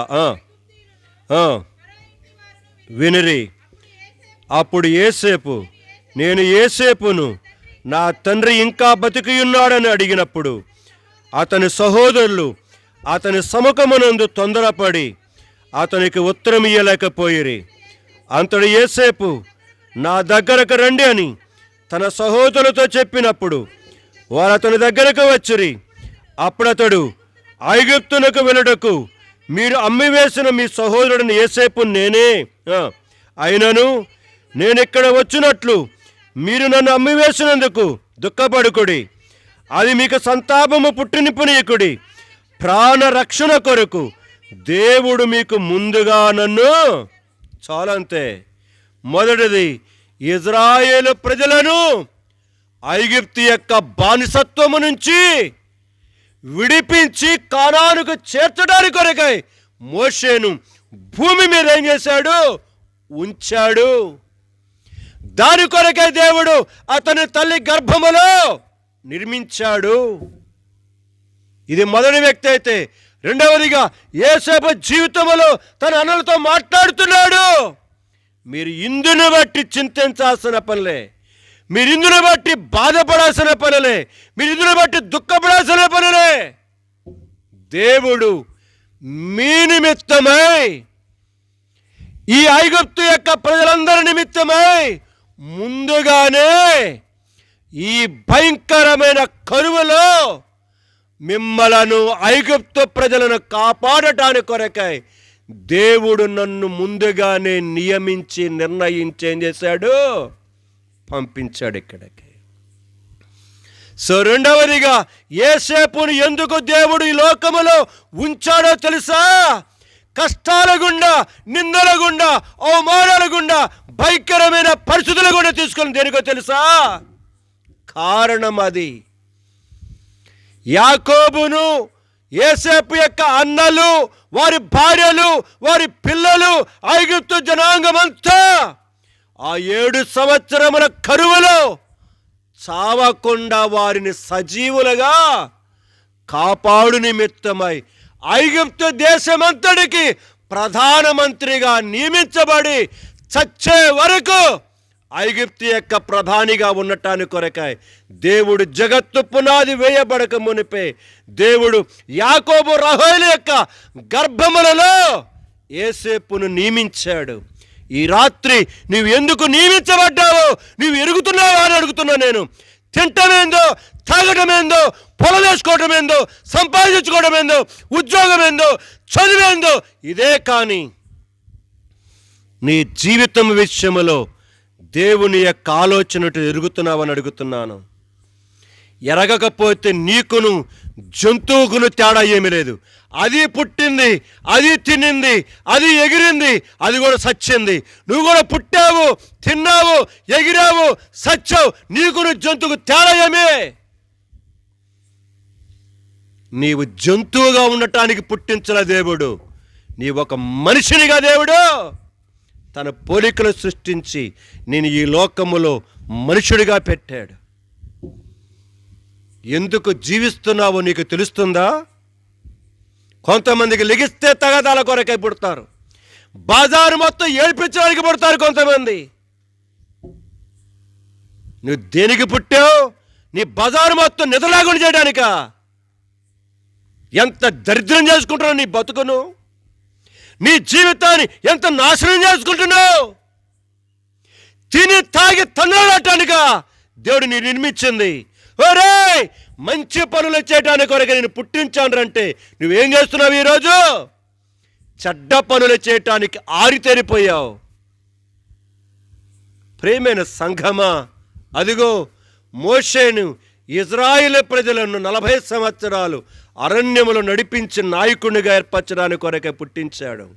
అదిగో యేసేపును తన పితరులు నాశనం కాకుండా ఉండటానికి కొరకై, ఐగుప్తు ప్రజలు నాశనం కాకుండా ఉండటానికి కొరకై 7 సంవత్సరముల కరువులో వారందరూ కాపాడటానికి కొరకై దేవుడు యేసేపును ఏం చేశాడు? నియమించాడు. ప్రియమైన సంఘమా, నీవు నేను దేనికి నియమించబడ్డాం? దేని కొరకే పుట్టావు? మూడో వ్యక్తిని జ్ఞాపకం చేసి ముగిచ్చేస్తాను. రండి, 9:30 అయింది, నేను ముగిచ్చేస్తాను. ఈ ఒక్క మాట చదువుతారా? కిరీటిని యొక్క ఆదికాండం 12వ అధ్యాయం మొదటి నుంచి. యెహోవా, నీవు లేచి నీ దేశము నుండి, నీ బంధువుల యొద్ద నుండి, నీ తండ్రి ఇంటి నుండి బయలుదేరి నేను నీకు చూపించు దేశమునకు వెళ్ళుము. గమనించాలి, ఇక్కడి నుంచి నిన్ను గొప్ప జనముగా చేసి నిన్ను ఆశీర్వదించి నీ నామమును గొప్ప చేయుదును.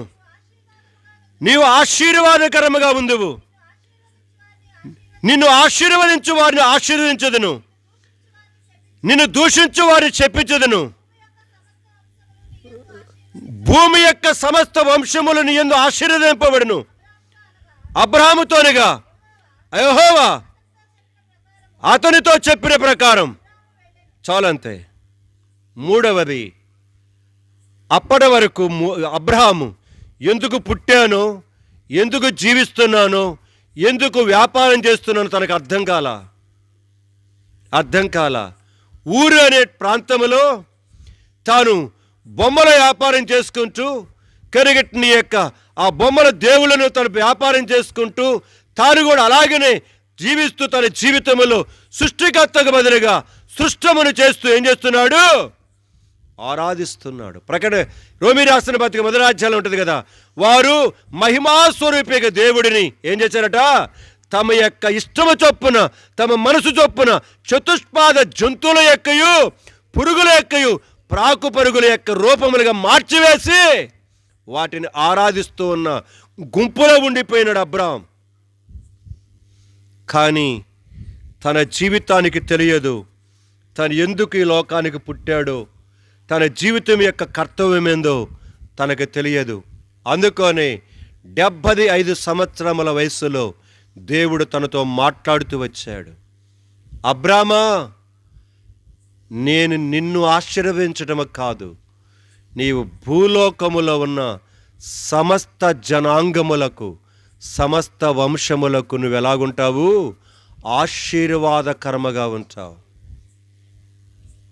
ఎస్, మోషేను ఇజ్రాయేలు ప్రజలను ఐగుప్తుల నుంచి నడిపించడానికి కొరకు ఏర్పాటు చేసుకుంటే, యోసేపును ఐగుప్తులో 7 సంవత్సరాలు తానే కాదు తన యొక్క తండ్రి, తన అన్నదమ్ముళ్ళు ఐగుప్తులందరూ కూడా కాపాడబడి, మరణించకుండా కాపాడబడి భద్రపరచబట్టానికి కొరకాయ వారి సంరక్షణ కొరకు ఏర్పాటు చేసుకుంటే, ఇదిగో అబ్రహామును దేవుడు భూలోకములో ఉన్న వంశములన్నీ కూడా అతని మూలమున దీవించబడటానికి కొరకాయ దేవుడు అతనిని ఏం చేశాడట?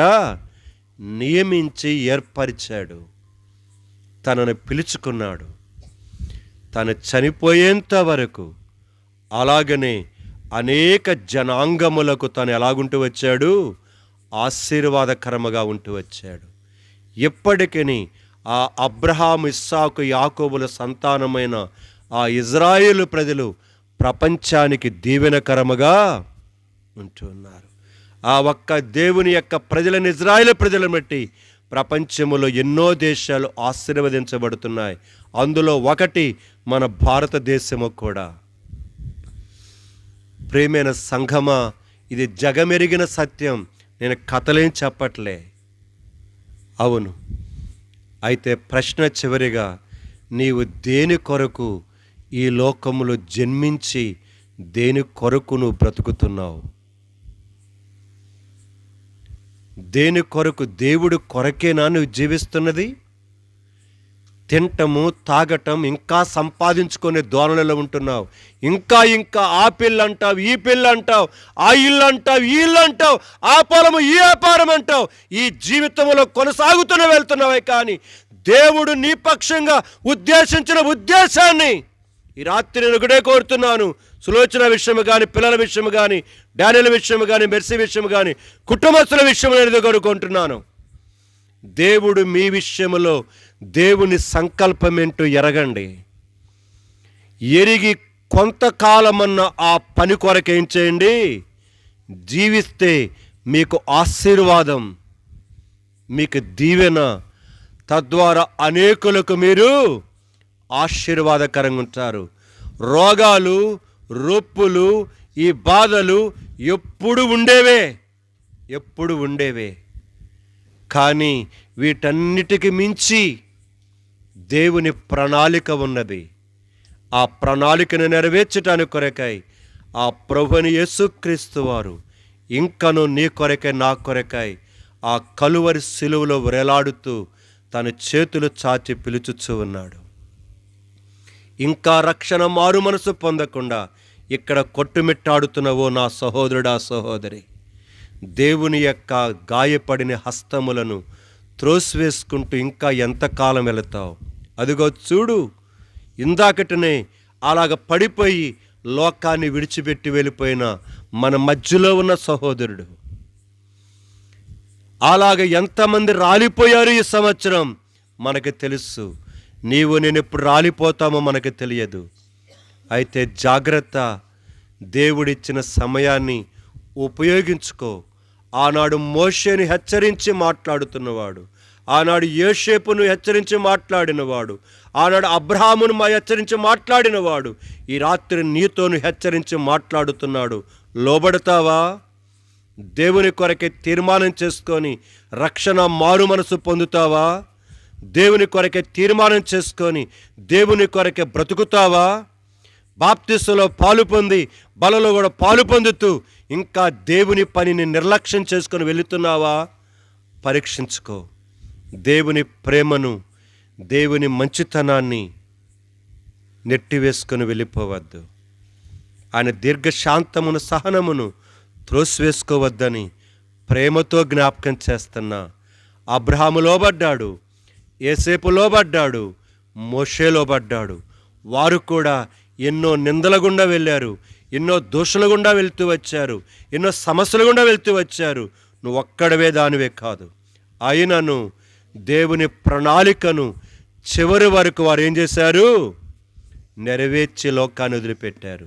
మరి నీ జీవితం పరిస్థితి ఏంటిది? ఒకవేళ నీవు, నేను ఎక్కడి నుంచి వచ్చామో ఎరిగి, ఎక్కడ ఎందుకుంటున్నామో ఎరిగి, నువ్వు ఎక్కడికి వెళ్ళిపోతున్నావో కూడా ఎరిగితే నువ్వు ధన్యుడు అవుతావు. లేకపోతే అబ్రహాము, మోషే, యోసేపులు ఉన్న ఆ స్థలములోనికి నీవు ఎన్నడూ రాలేవుగాక రాలేవు. దానికి బదులుగా ధనవంతుడు పాతాళములు ఎలాగ బాధపడుతున్నాడో అలాగ బాధపడటానికి అవకాశం ఉన్నది. నేడే మిక్కిలి అనుకూలమైన సమయం, నేడే రక్షణ దినం.